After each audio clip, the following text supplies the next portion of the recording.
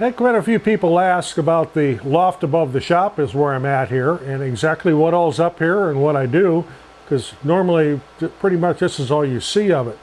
So I'm going to give you a little bit of a tour of a very messy loft and all the stuff that I pack in here and what we do up here coming up.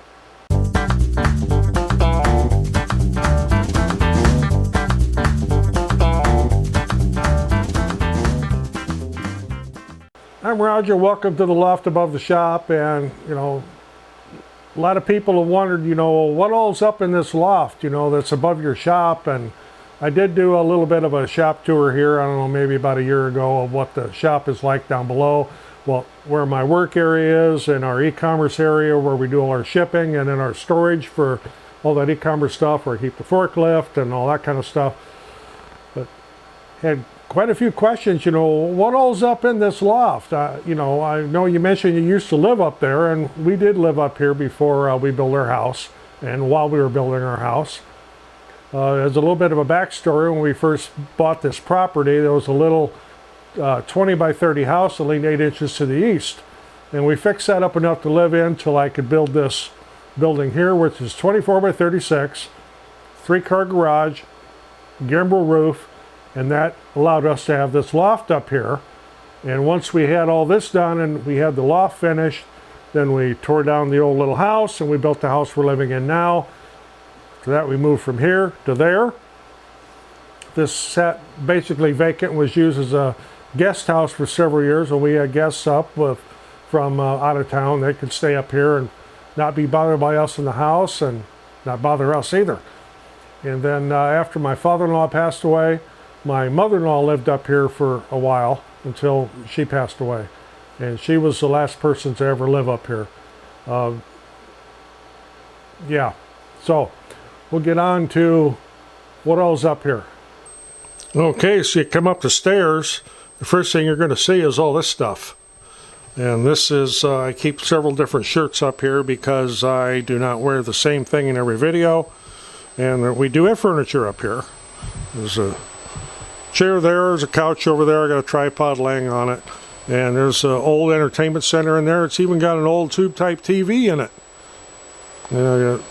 So with a little bit of storage there, I got an extra tripod there because we do a lot of photography and video.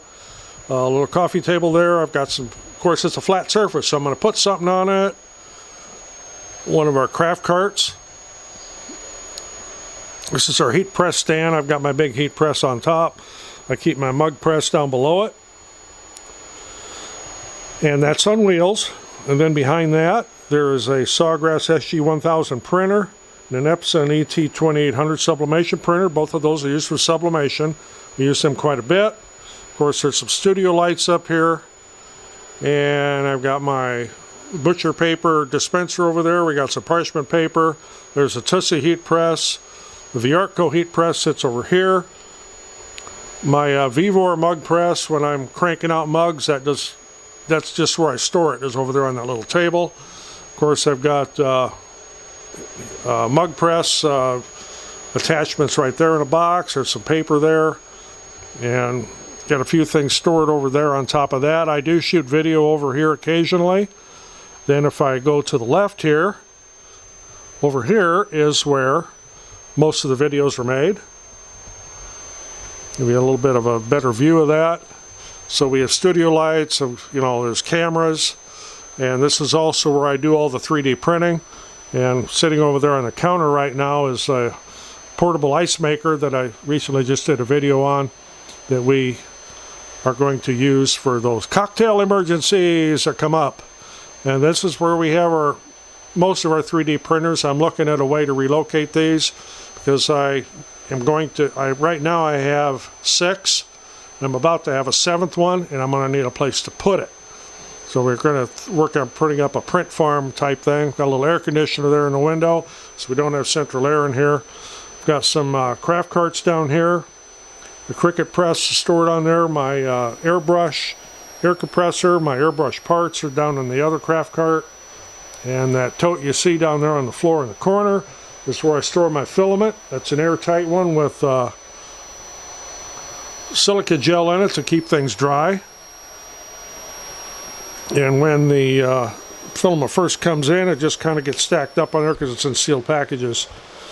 But here again, you know, it's anything you can put in any kind of spot. There is a refrigerator over there in the corner, refrigerator freezer. We do not have that turned on. It does work just fine.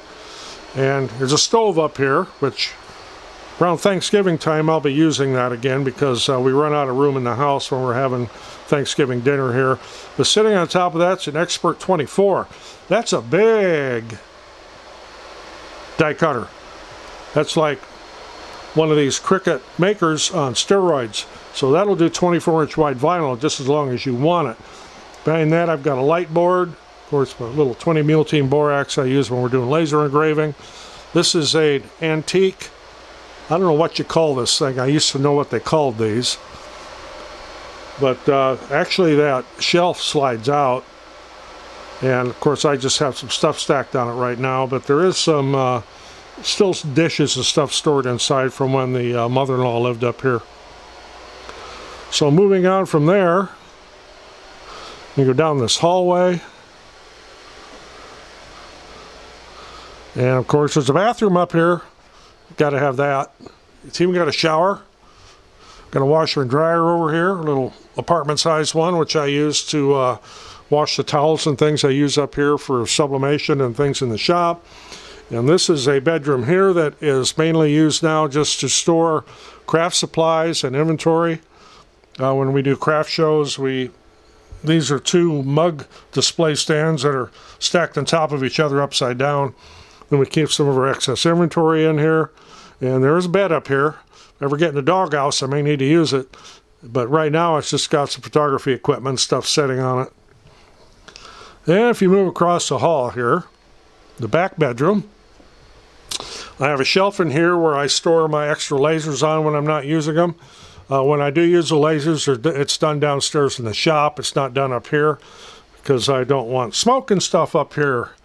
So there's lasers on that rack. There's lasers on this table. There's another 3D printer. I've got a rack in here with photography equipment in it.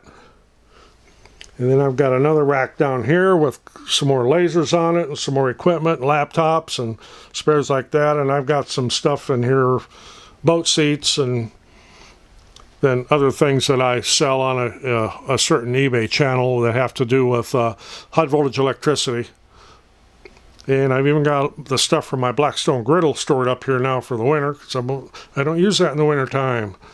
And if you look out the window, you can see the top of some of our greenhouses from our e-commerce business. And yes, it's raining out there. Here again, you can see some of, I have a lot of lasers. I mean, on this shelf alone are 2, 3, 4, 5. And there's 6, 7 on this table, and 2 more down there is 8, 9. There's a couple small ones down there. And I've got 5 downstairs. So we have a lot of lasers, and yes, I do use all of them, especially when we get close to Christmas and we get into production on that type of stuff. Okay, and then getting back into the main work area thing where I do most of my videos from. Got a little corner here where I charge batteries and camera batteries and microphones and that type of thing. We've got a little rack there for my artist brushes and weeding tools. You also have a little 3D printed rack right there for a lot of Cricut equipment and Cricut equipment over here. Of course, my cell phone's laying there. And there's another sublimation printer right there. That's an Epson 2720. And then in that drawer under there, we keep a lot of vinyl in there and the tools that I use when I'm assembling and that type of stuff. And then, of course, the table here, my laptop, and it's got a cutting mat and my adult beverage for tonight. And so as you can see, a lot of this stuff you don't get to see, but we have to use, or I should say I have to use about every square inch I can up here for everything. And it does get crowded, and I am able to move things around. I do need to put a couple more things on wheels up here so I can move them. This craft cart here has turned out to be invaluable for things, but it's got a flat surface on top, so I'm going to put something on it. And then on the back, are some projects that didn't turn out right, so they get thrown in the corner until I find somebody to give them to, or we end up throwing them away. You know, if you're not into 3D printing or have never seen one work before, this is actually making a tool holder for a cordless drill. And you would mount that to the bottom of a shelf, and once the battery is taken out of the tool, you can just plug the tool right onto it.